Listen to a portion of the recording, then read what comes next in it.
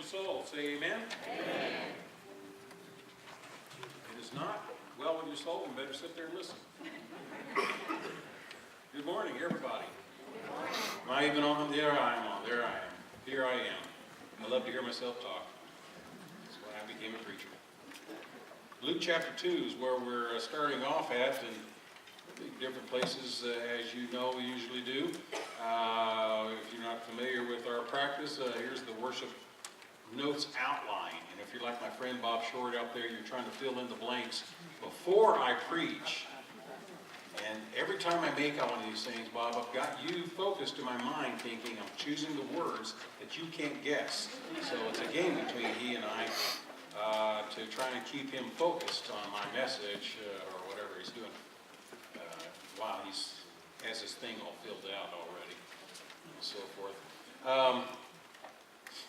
Okay, the verse that we talked about last Sunday is this, and there's a lot of interesting theology, in some ways, some theological challenges there. Jesus increased in wisdom and stature and in favor with God and man. How does the Son of God, we can understand, increasing in stature, wisdom, God, learning, that sets up interesting thoughts there. Increasing in favor. I had this discussion with my daughter yesterday when we talked about this. She said, you can't increase in favor of God. And I said, no, God loves you as much as you can, but you can please God more by being more obedient to him. And so he increases favor with God and man. And to me, that sets up a challenge for me in my life. NIV version, that's the old King James version, NIV, Jesus grew. Here I am, a disciple of Jesus Christ. I am to be increasing and growing. If something is not growing, it is what? Dying, right? Dying. It's either frozen or dying. If a church is not growing, it's dying.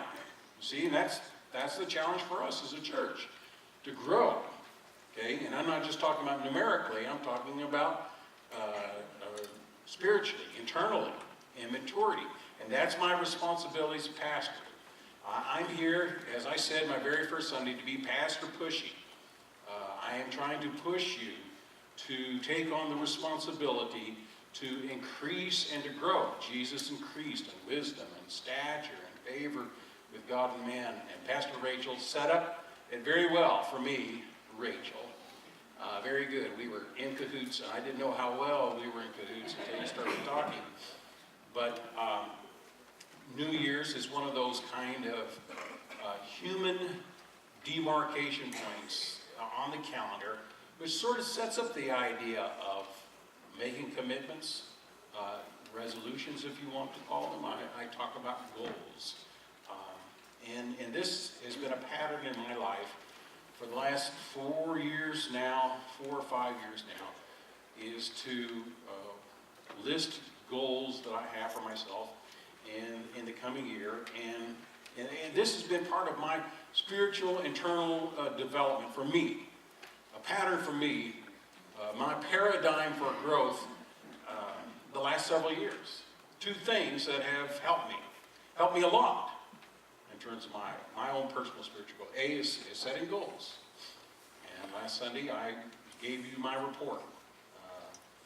2014, or December 2013, I gave you my goals for 2014, and I gave you my report. If you weren't here last Sunday, you missed it.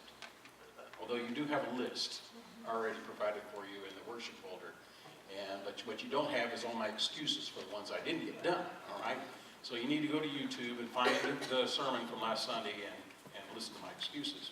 But setting goals and making myself accountable to people. And that's what I'm doing. I make myself accountable to my congregation as your pastor, that this is what I want to try to accomplish. I believe God-inspired goals for the coming year. And I will tell you, Mary Lynn will probably tell you, I'm just kind of the least likely person to follow in this kind of pattern. Write down your goals, have them all listed out, being accountable. Accountability was always an evil word for me. Probably because of my pride. Pride.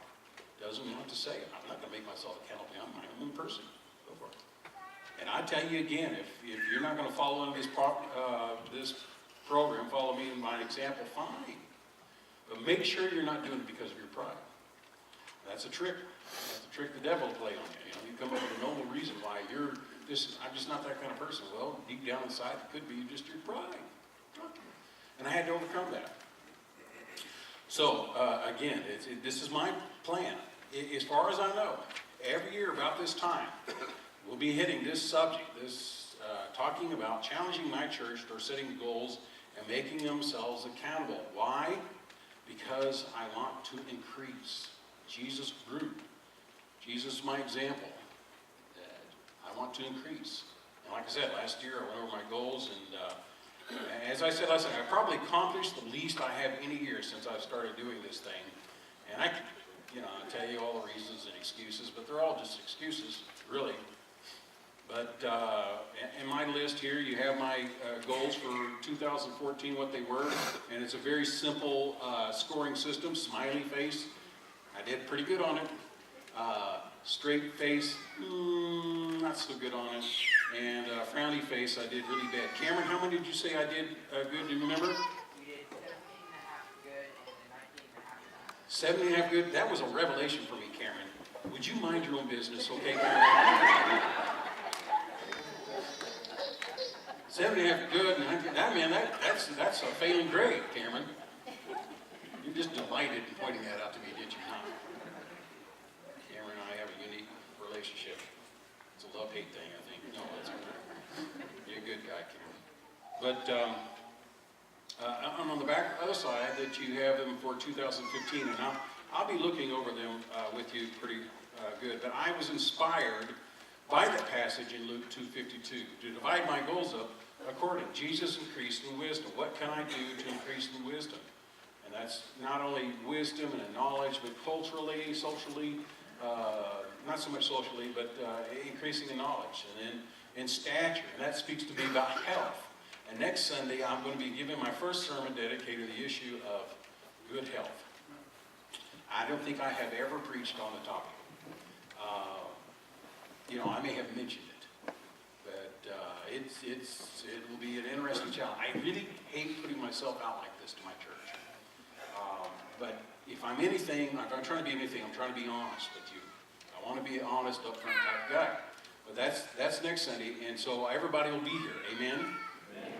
That's good. Right. Favor with God, that looks like a short part of the list there, but a lot of the things cross over there. And really, in my mind, all of this is related to being favor with God and favor with others. It's not just men, it's others, mankind, or whatever. But so I begin there in that section about Jesus increased in wisdom. Wisdom.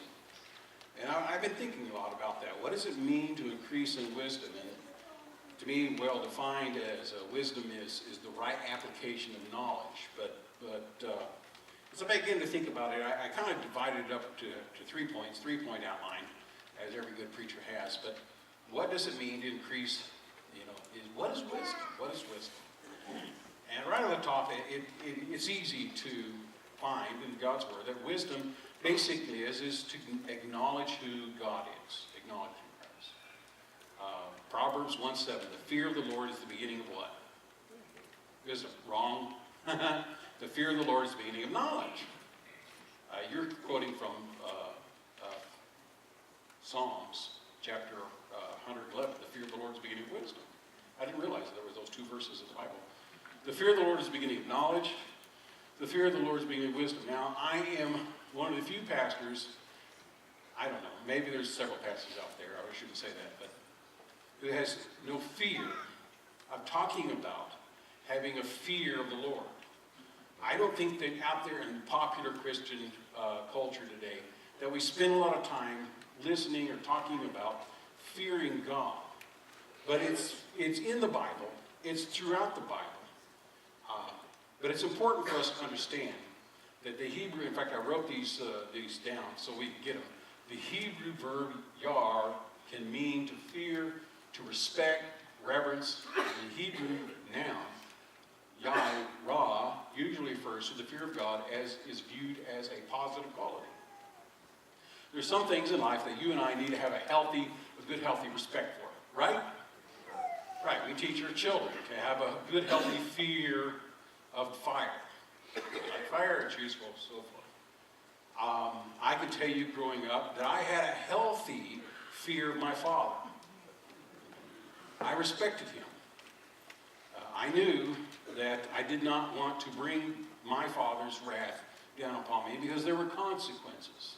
I especially hated it when I was sitting on the front row like you guys are here in church.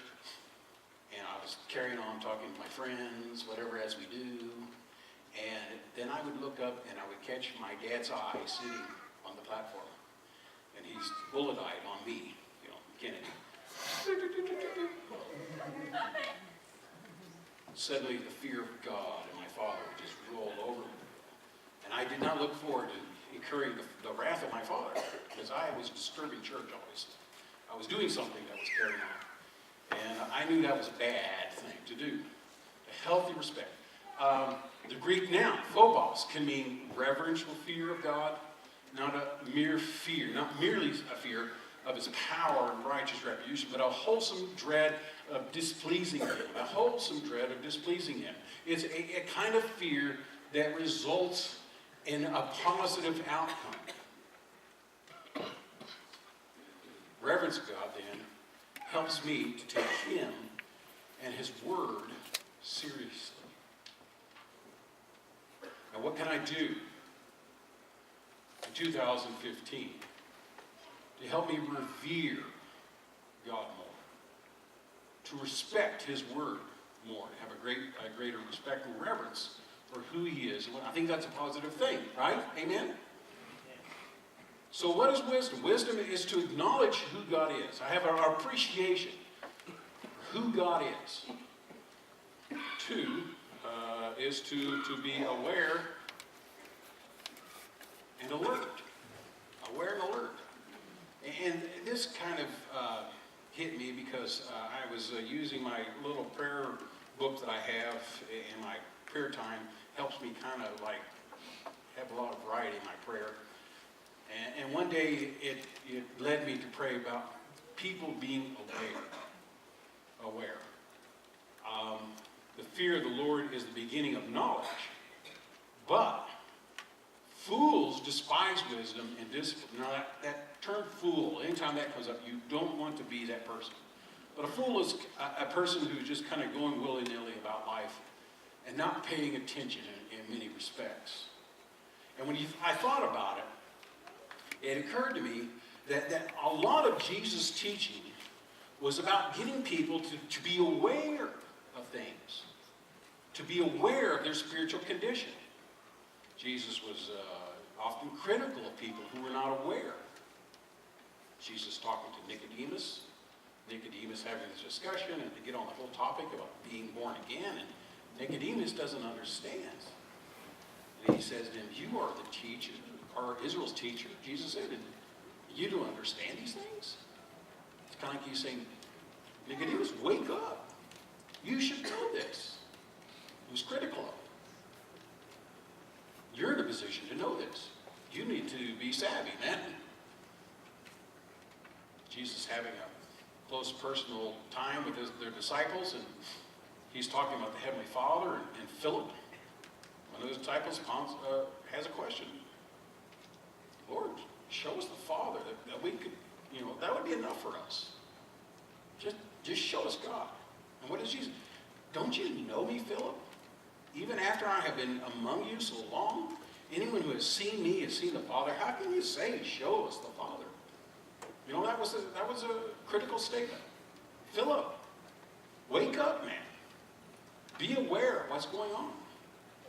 Jesus walked with his disciples one day and said, look to the fields. They're ripe in the harvest. Open up your eyes. Look to the fields. And I also find it interesting that the 7 churches that are listed in the first 3 chapters of the book of Revelation, all 7 of them were unaware of their spiritual condition. Even the ones that were in good shape spiritually they were unaware of where they stood. And it began to speak to me about what it means to be wise to be aware. What does it mean for you and I to be aware? Jesus talking to the church at Ephesus. Revelation 2:1, to the angel of the church in Ephesus, write these words to him who holds the 7 stars in his right hand and walks among the 7 books. I know your deeds, your hard work, and your perseverance. Skipping down to verse 4. Yet I hold this against you. You have forsaken your first love. So to be unaware simply is to grow cold in my affections for the things of God. To grow cold in my affection for things of God. You remember the day when you first found Jesus Christ. Certainly that was a unique day, and it's not necessarily that I'm saying that you need to recapture that moment again. And a lot of there was emotion involved. And following Christ does have a lot of emotion involved, but it's not about emotion. It's about a relationship. Still, have I grown cold in my affections for the things of God? And what can I do to reignite, to warm up the affections that I have, intentions I have for God in 2015? What are the things that I can do? To the church of Smyrna, which is one of the positive ones, responses. To the angel of the church of Smyrna, write these. These are the words of him who is the first and the last, who died and came to life again. I know your afflictions and your poverty, yet you are rich. You are rich. In other words, they had forgotten where their true spiritual blessings were. They thought they were poor. They thought they were impoverished. But Jesus told them, no. You're rich. You have lost your appreciation for the great values that you have, the true values of life, your true blessings. What can I do in 2015 that'll help me remember and appreciate the positive things that I have in life? What can I do in order to be aware of that? To the church of Pergamum, Jesus writes, nevertheless, I have a few things against you. He's talked along about them, about some positive things. You have people there who hold to the teachings of Balaam. That's a throwback to the Old Testament. Revelation is a very Old Testament book. Who taught Balak to entice the Israelites to sin by eating food of sacrificed by idols and committing sexual immorality. Likewise, you have told those who hold to the teachings of the Nicolaitans. And who the Nicolaitans are, there's a lot of debate and so forth about that. But all we do know is that it was bad. It was bad. The Nicolaitans had a teaching that was drawing them away, just like Balak and Balaam had drawn away the Israelites from the enemy's camp. So, to be unaware is to be drawn away by misleading doctrine. That's a fancy word of saying the way I view God. Somehow, they had been pulled away by the true teachings of God's Word. What can I do in 2015 that will help me be better informed and to hold true to the teachings of God? What things do I have in my life that are drawing me away from God's pure Word? What can I do in 2015 to guard against that? And that was Pergamum, I think. Yes. And then there's Thyatira. Somewhere along here I get messed up in my alphabet on your outline. So, you do a lot of copying and pasting and you miss some things. But you can make the corrections on your own. Please, you try this for a living. You'll make mistakes. Okay. But verse 20, second chapter of Revelation. Nevertheless, I have this against you. Talking about Thyatira. He's talking about some blessings. You have tolerated that woman Jezebel, who calls herself a prophetess. By her teaching, she misleads my servants into sexual immorality, the eating of food sacrificed to idols. So this lady, whoever she is, was basically pulling them and drawing them into sin, and they were becoming tolerant of this kind of behavior. So to be unaware is to become tolerant of iniquity. It's a fancy word basically for sin. And in a secular culture that you and I live in, there are many things in our life that can influence us to be drawn away from what God's holy lifestyle is for us to be. And you and I need to guard against that. What can I do in 2015 that would help me be more obedient, to live a life that is righteous, to be more in touch with God's power, His Spirit to help me? To Sardis, he writes, to the angel of the church of Sardis, write, these are the words of him who holds the 7 spirits of God in the 7 days. I know your deeds. You have a reputation of being alive, but you are what? Wake up. Strengthen what remains and is about to die. For I have not found your deeds complete in the sight of my God. Remember, therefore, what you have received and heard, and obey it and repent. In other words, to be unaware is basically to live in willful disobedience to God, is outright disobeying Him. Philadelphia, which was a positive report. I know your deeds. I see you have placed before you an open door that no one can shut. I know that you have little strength, yet you kept my word and have not denied my name. In other words, they thought they were weak, yet they were strong. To be unaware is to forget where my strength lies. My strength lies in Him. What can I do to rely upon God? What can I do to foster a greater, tighter relationship with Him? What can I do to appreciate the blessings, the strength that God has given me? Laodicea, I know your deeds, verse 15 of chapter 3, that you are neither cold nor hot. I wish that you were either one. So because you are lukewarm, neither hot nor cold, I'm about to spit you out of my mouth. You say, I'm rich, I have acquired wealth, and you don't need a thing, but you do not realize that you're wretched and pitiful and poor and blind and naked. How would you like to be the church in Laodicea and get that letter? I mean, Jesus was giving them a failing grade, probably the worst report they knew him had. Now that passage, I remember as a kid thinking about, Jesus says, I'd rather you be, you think you're warm, I'd rather you be cold, at least cold, if not hot. And Jesus really wants you to really be in bad sin, But that's not the point there. When you and I go to buy a drink, we want it hot or cold, right? Depending upon the drink, the way they are. I want my Diet Dr. Pepper to be good and what? Cold. You can get it warm. I drink it warm. That's an interesting twist on it. But I want it good and cold. I want it cold. But if it's lukewarm, basically what Jesus is saying that you're not hot or cold. You were just bland. You were useless. You were unproductive. You are of no value. To be unaware basically is to be unproductive. It is to be unproductive. Jesus is talking about the fruit on the vine. The vine is not bearing fruit. Cut it off. There's much in the Bible that talks about, as a child of God, I am to be producing fruit. Whatever you might define that to be. I am to be productive. What can I do in 2015? To become unaware is to grow cold in my affections for the things of God. To forget my true blessings. To be drawn away by misleading doctrines. To become tolerant of iniquity.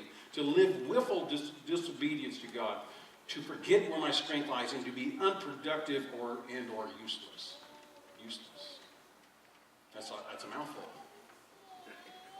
And I'm wondering, as my church, as I'm challenging you to think about this coming year, what can I do that will help me to avoid the pitfalls that the 7 churches of Revelation, to be aware? One of my prayers is that I would be, that as a church, we would be aware, awake, and understand. One more. Back to our outline. Certainly, wisdom is to acquire knowledge.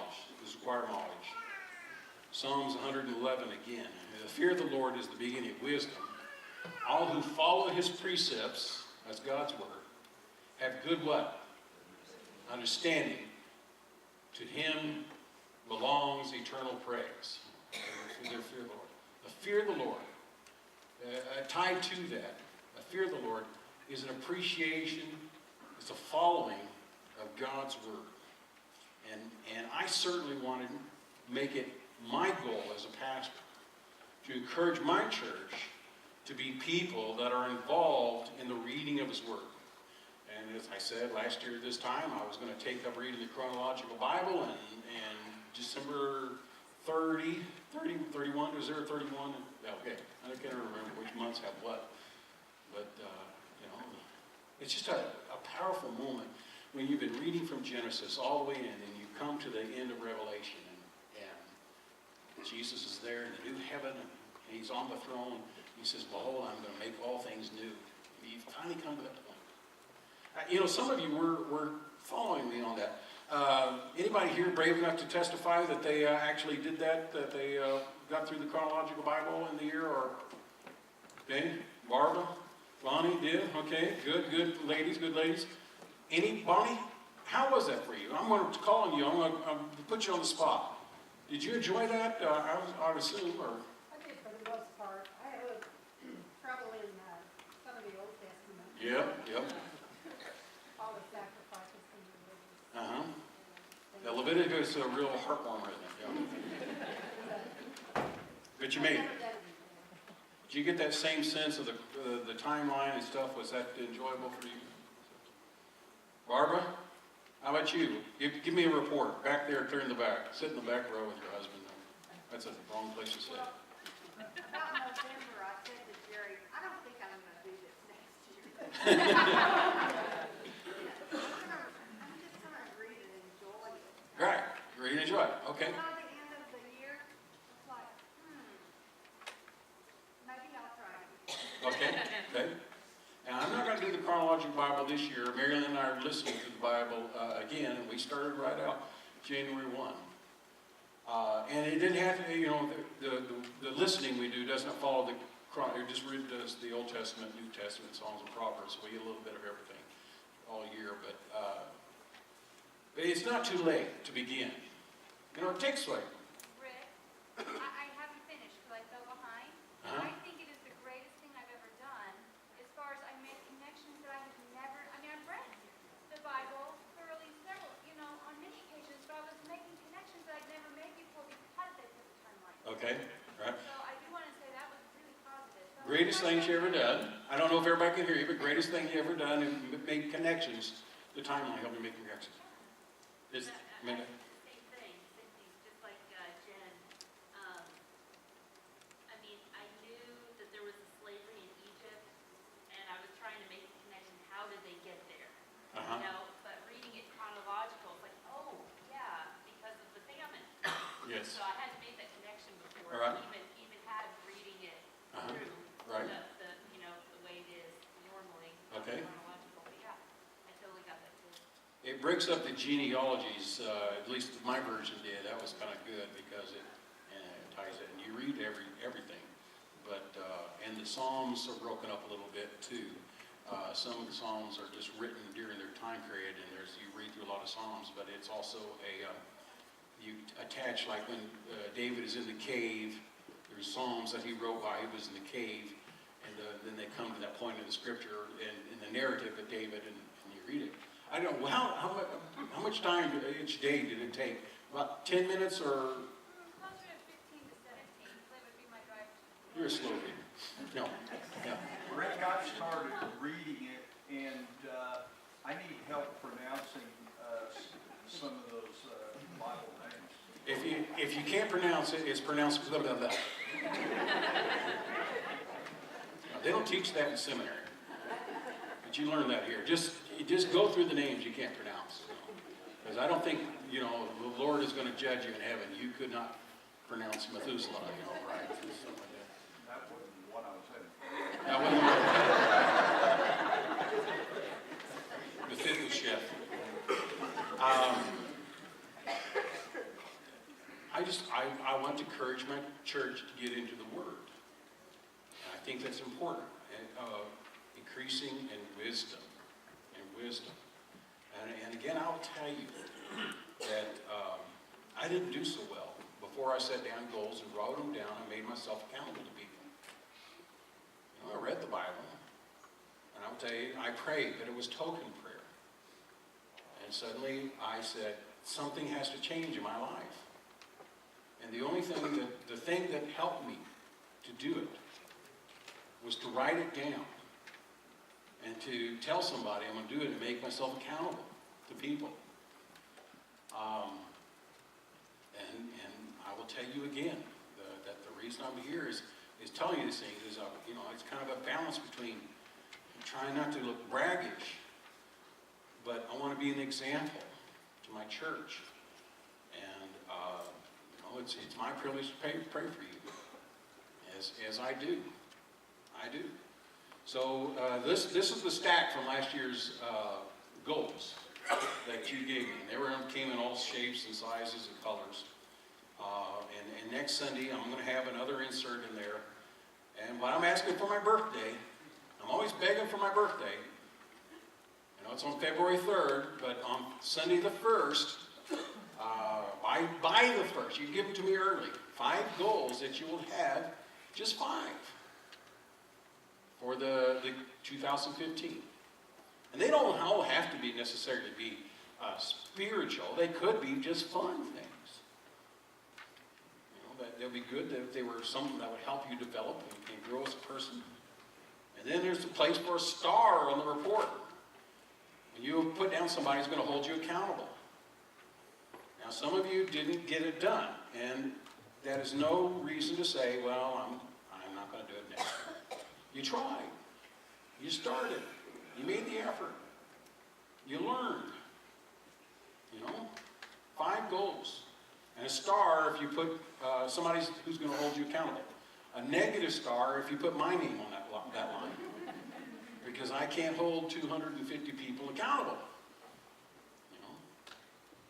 And that's what I want you to do for 2015. And I'll say it again, I've said it last year, your spouse is not necessarily the best person to hold you accountable.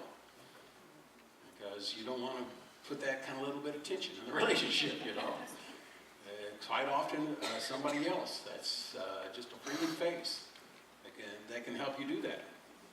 But what could you do to grow in wisdom and in stature and in favor with God and man?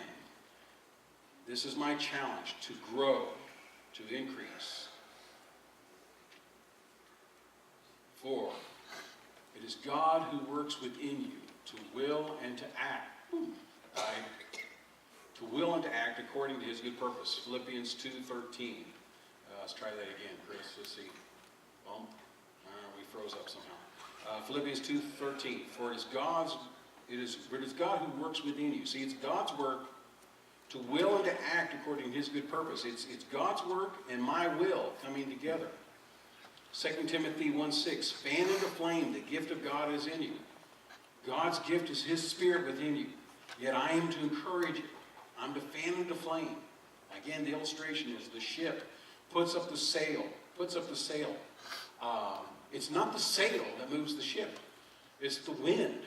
I make myself ready by hoisting the sail in my life. I get into the Word. I pray. I make myself ready for the move of the Spirit in my life. Spiritual growth. Let's try this one more time. Okay, I don't know what's doing, Chris, but click to the next slide if you got that power within you. If that power within you holds within you the key to computer life. Spiritual growth is a partnership. God's work, me work. Spiritual growth is intentional. It's me doing the things that intentionally help me to become a better disciple of Jesus Christ. Again, Jesus increased in wisdom. So, and I go through this list to read it out loud. I take the time on a Sunday morning because it helps me be accountable to you. So, here is the goals for 2015. Pastor Rick's goals for 2015. Okay, in the area of wisdom, I'm going to read through each of the Gospels in 12 different versions. I want to concentrate on the words of Jesus and the life of Jesus this year. And again, Marilyn and I, we began again already listening to the Bible already. So let's throw that. Begin to work again on my large canvas painting. I put that in the area of wisdom and development, cultural development. I have a canvas that I've started painting the redwoods. Finish illustrating my children's book before my grandson is born. That's due April 13th. And I've got a lot of illustrations done, but my daughter wanted me to make a story up in a book, put in her son's nursery. So good grief, get over it, girl. But I'm happy to do that. Read 3 biographies. I love reading biographies. Visit the Oklahoma City, the Cowboy Hall of Fame. Didn't get that done last year. I don't even think they call it the Cowboy Hall of Fame anymore. It's got some long name. We were given tickets. Didn't get that done. I still got those tickets, and we're going to do that. Visit the Oklahoma City Zoo. I should go there with the kids. Yeah. What? Mondays are free, so we should just ditch school this Monday and go to...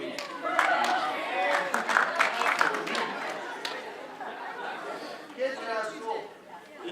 Kids, no, Public City is, but not Devin. I bet you got mine. I love your boys. I would love to go. Take 12 scenic photos, enough for a 2015 calendar. Did that last year. I'm going to do it together. Build or procure a workbench for my garage. Procure means buy and or if somebody had one they just want to give me, that would go. Enter a photo into a photography show. I was at the fair and I got these photos there and stuff. I could do that. I could enter them in, so maybe I could get I don't know how you do that, but figure that out. Stature. Here it is again, people. Lose 25 pounds. Oh, I don't have that listed on the thing, but it's on here. Lose 25 pounds. And then I want to devise a plan to motivate myself to lose 25 pounds. More of that next Sunday. I'm going to tell you what you're going to help me do to lose 25 pounds, at least. Exercise 20 minutes 3 times a week, or 30 minutes. I changed it to 30 on the screen. I wrote 20 minutes. I thought, that's what you're supposed to do. You're supposed to do at least 30. So, here's a hard one. Fast soda drinks every Wednesday. I got this out of line, don't I? You make these things up. Then drink a glass of water a day, and then somewhere on there. So I'm just going to follow this outline. But it's the same things that are here. I think I moved them around on the PowerPoint. Fast sodas every Wednesday. You guys can help me keep kind of on that. Organize a church day hike, bike ride. I changed it to bike ride around Lake Hefner. We went up the Stitchcomb thing. What? That was a muddy mess, and so I think the paths are paved around Lake Hefner, so that'll be better. Favor with God, and pray 1 hour a day. This is to me, the anchor of my disciplines, and this is something I do. I've got in 30 minutes already today, and I will finish it up later on. Organize, listen to the entire Bible with Mary Lynn, organize 3 corporate prayer events, lead a 40-day fast with the church during Lent. And when I say fast, I don't mean fasting food necessarily, but you could fast items. I could fast Dr. Pepper during Lent, or you could fast chocolate during Lent, or something. Something that whatever the Lord would lay on your heart to fast. And fasting is an interesting challenge, and it's not just about losing weight. It's about having control over the things that tend to control you. And then get away for 3 days of prayer and calendar planning. I want to do that. I didn't do that last year, but I want to do that. Begin a weekly prayer event, and I'll talk more about that at our church. And then favor with others. Pray with Mary Lynn 3 times a week. I told you I did terrible on this last year. I'm determined to do it better this year. Mary Lynn and I prayed for the first time together last night, and I want to make a habit of it, at least do it on Saturday night, praying for our worship service together. This is something I shouldn't fail in, but I do fail in. I don't know why, but I should be the leader and take responsibility of that. And some of you do that every day, and that's great, and you guys are wonderful, better Christians than me, but I want to do that. And then pray every day for my wife, my daughters, my son-in-laws, future grandchildren, And then pray every day for the rest of my family, my church staff and their families and other significant leaders in my life. And pray for every family in my church once a week. And I tell you, I do that. I got my prayer notebook. If you're part of this church and I haven't gotten my notebook yet, if I'm your pastor, this is your church, I'm going to be praying for you. And whenever I find that out, then I want to take your picture and put you in my prayer notebook. And that's one of my joys, one of my responsibilities as your pastor, is to pray for you. And then create a card file for praying for each church on the district. This is something I've been thought about for a while, and I won't take time to explain that. But I want to have a card file and create this for other people to have and use. And so attend the weekly prayer meeting for SNU. Write 3 encouraging notes a week. I said I did bad about this last year. I'm going to do better this year. Plan a date with Mary Lynn once a month. I got kind of a straight face on that. I said next year is going to be a big smiley face on that. And I plan a vacation for Mary Lynn for our 36th anniversary. That's in June. And then present my cartooning demonstration at least 3 times. Organize a family bike ride around Lake Hefner. See, I doubled up on that. So, you know, you just never know what I'm doing. I make these things up. Yeah, I'll do it twice. Invite my 2 next door neighbors over for dinner and a swim. And that'll be fun. Invite someone to a Lake O event at least once a month. Let me stop there. Now write it down. I've just told you. Now, I'm not talking about just worship service. It could be VBS. It could be our parking lot thing. Whatever. But I'm thinking about it. I'm planning on it. I'm working on it. I'm devising plans. What would I do? Who would I talk to? See, this is the part of writing it down. And I got to review this. If I write it down once and I forget about it, I'll forget about it. I got to review this. This is going to help me become more determined. This is a good spiritual exercise for me. To be involved in inviting people to church. This is something I should do. This is something everybody should do. How can I do this? What can I do? What would I take? What conversation should I strike up? Invite people to church. Go to lunch with each of the Nazarene pastors in Yukon and Oklahoma, Oklahoma City. You know, I drive by these Nazarene churches. I don't know who they are, and I don't know who the pastors are. I want to break down, you know, and maybe next year that'll expand to other denominations and so forth. I don't know, but I want to just communicate. I want to talk. I want to pray for people. I want to get to know people. And then review my goals every day. And that is something I have done better in the past. Didn't do good last year. But when I get done with my prayer list, I just read after the goals. And after a while, you get so familiar with them, you have to read the first word, and you know which goal it is. You should review them. Remind you. Helps you kind of keep track of what you're doing. Spiritual growth is intentional. It's purposeful.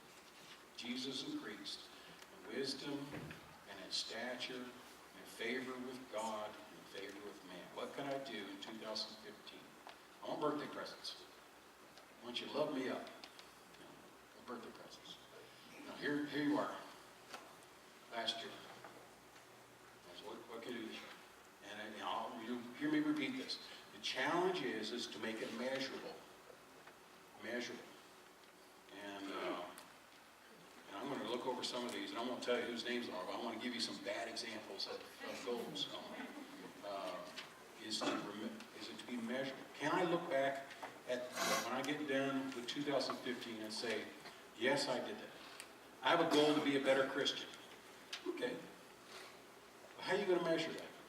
What will it look like in order that you become a better Christian? You know, what does that mean to do? What will you do? I have a goal to be a more loving husband. That's a great goal. But what will you do to be a more loving husband? I have a goal to be a better, more loving wife.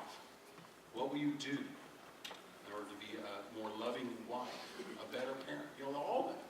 So this is the challenge. And it's hard for people to think like that. And I'm pushing you. What can I do? That's the sermon today.